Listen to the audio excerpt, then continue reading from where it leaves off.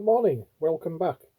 In this video I'd like to talk all about pullers in the shape of counter bearing pullers. These are the kind of pullers that you use for pulling off the counter bearings on the modern 4-stroke off-road machines. As you can see here, we've got one in the bottom here, the counter bearing, the inner part basically from the square roller bearings that the more modern ones use today. This is a CRF 250, and this is a more modern one. I think it's a 2012, I think it is. And you'll notice that the bearings on these ones, the inner counter bearing, actually turns, whereas on the older ones it's fixed, it's pressed on. They did that for what reason, I don't know. It's like a bearing that turns, inner bearing that turns, and an outer bearing, so it's like a bearing within a bearing, if that makes sense. So that aside, I'll show you a few of the bearings pullers that I've managed to obtain. These ones are actually official KTM tools, which my local friendly KTM dealer allowed me to buy from him. The three sizes I have are 31.5,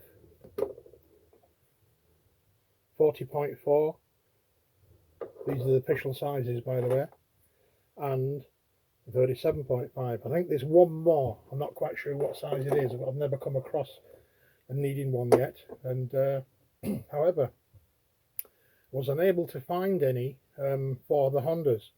So what I did, I went onto eBay and found a job lot of these, what you call bar end offcuts, aluminium, 4 inches diameter by 1 inch thick. And as you can see there, I've already pre-drilled it in the middle with a 17mm hole. I've marked out where the, if you look at how they're actually made, I've marked out where the relief holes need to be, which will be roughly in that position.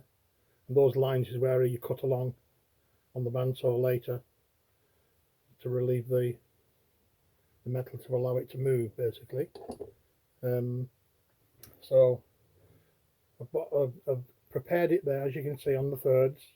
I think on the KTMs them holes are a little bit closer together, but they still work fine. It's easy to mark it out this way. So I'll turn the camera around, put it into the lathe, and positioning.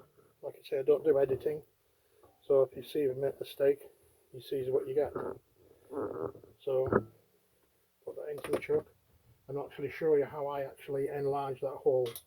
This is a converted woodwork machine which I made myself, and I've got access to metalwork lathes, but I quite enjoy doing it this way. So if I reposition the folks to here so I can get in, we'll start the lathe. And what I just used simple hand wood turning tools. That's a beading and parting tool, razor sharpened, and to enlarge that hole out to the size I'm going to need, this is how I do it.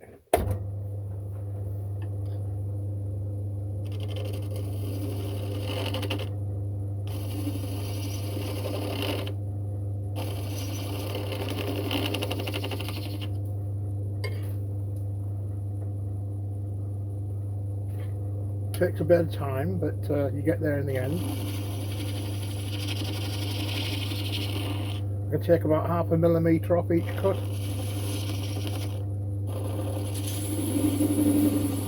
You can actually shift metal quicker than you think doing it by hand.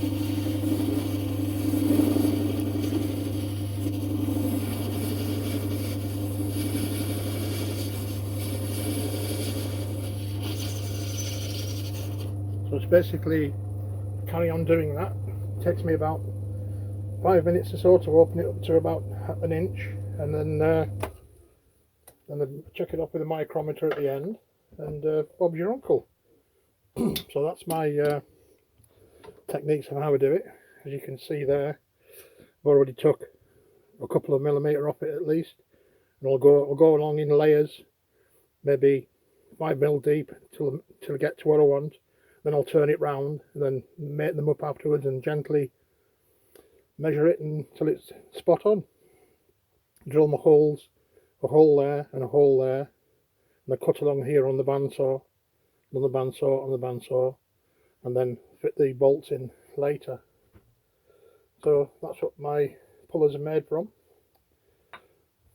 So I don't think there's anything else to mention on that one there. As you can see, I put them in the pillar drill, which is over here, and I use a milling cutter to cut the holes in. There's plenty of videos on the internet actually showing you how to do it all, but it's pointless me repeating it all again. So there we are, the counterbearing pullers. Hope that's helped, and I'll put all the part numbers for the KTMs in the description below. Thank you all again for watching. Bye for now.